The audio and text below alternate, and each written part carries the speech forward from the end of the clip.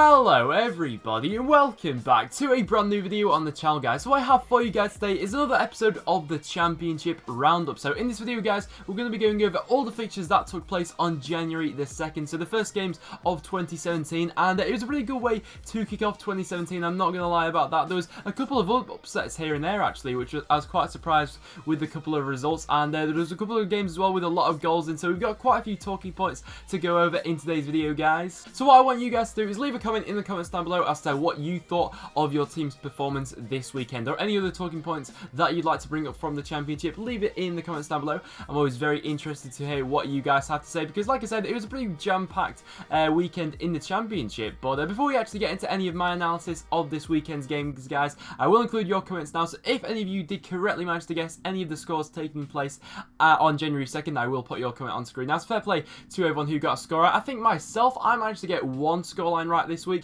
That's not too bad for me. I think it was the Huddersfield against Wigan game, which I correctly managed to predict this week. So not too bad going for me. Also, as well, leave in the comments down below what you thought the goal of the weekend was and the result of the weekend as well. I'll be revealing what I thought they were at the end of the video, but leave in the comments down below what you guys thought. So we'll just get straight into the games, guys. So the first game we have to talk about was the game taking place between Birmingham and Brentford. So first of all, this was one of the shocks of the weekend for me. I was expecting Birmingham to get a victory in this match. I was expecting Zola to get his first victory for this one, but that was not the case. And yet again, it's another defeat for Zola, who is still out of his first 4 games in charge at Birmingham, yet to get a victory. So in this game, in the first half, Birmingham probably started quite brightly and probably should have made it more than 1-0 in the first half, to be true. I mean, Che Adams had a couple of good chances, which he squandered, and in the first half, Brentford were really off the pace, but they completely changed that around. The tempo of the game really changed in the second half, and Brentford completely turned it around. They managed to score 3 goals in the second half, and that third one, by the way, was an absolute belter as well. A very nice goal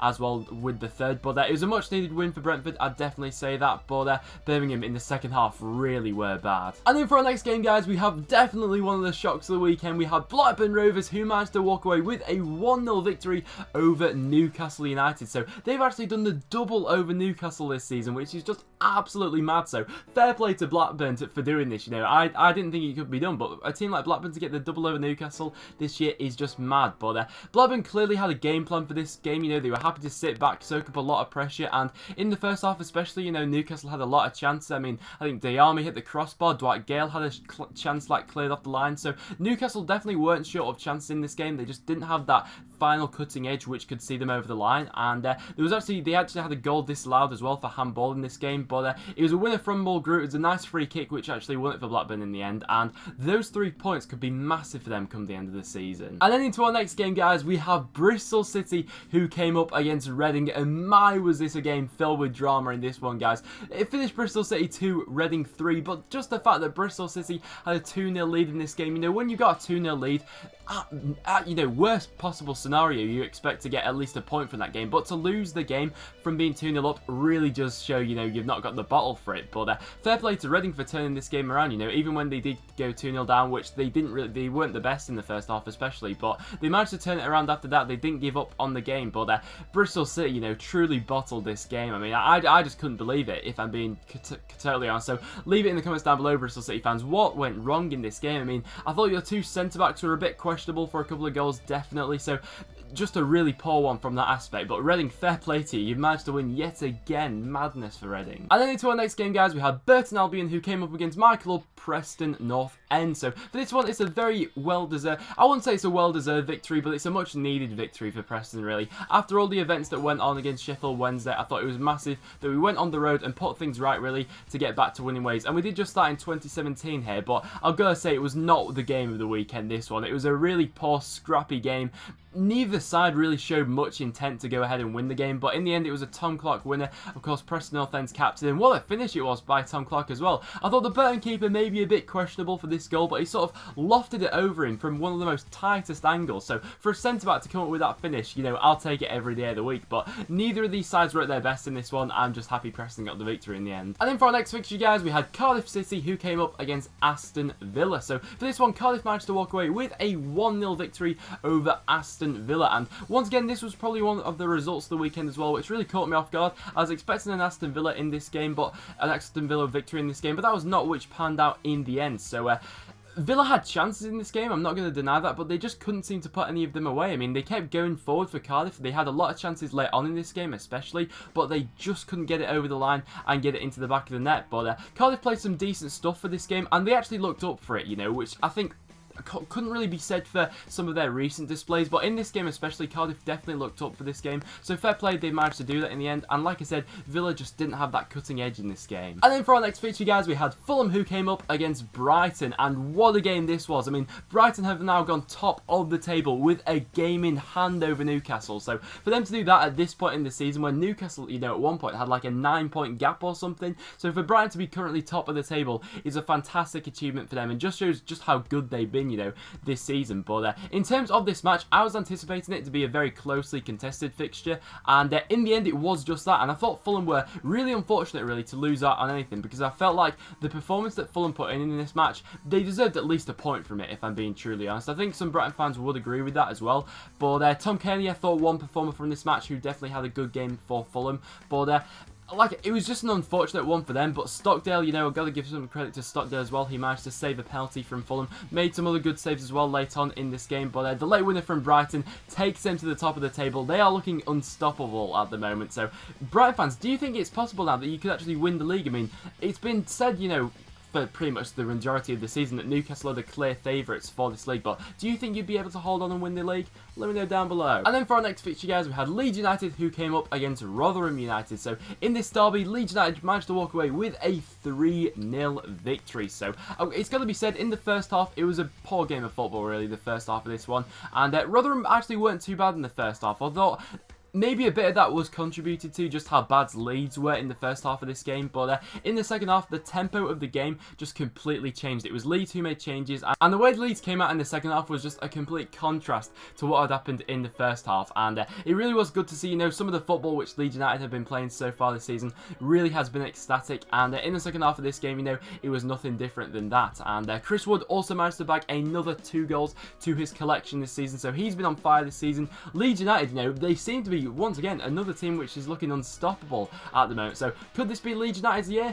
Let me know down below, Leeds fans. And then for our next feature, guys, we had Norwich, who came up against Derby County. So once again, this was another result which caught me off guard. Norwich managed to walk away with a 3-0 victory over Derby. So of course, it's been precedented quite a lot this season with Alex Neil underachieving at Norwich, but this was a very nice victory for Norwich indeed in this one. So it was a result which surprised me, but to be fair to Norwich, they really did look great in this match, you know.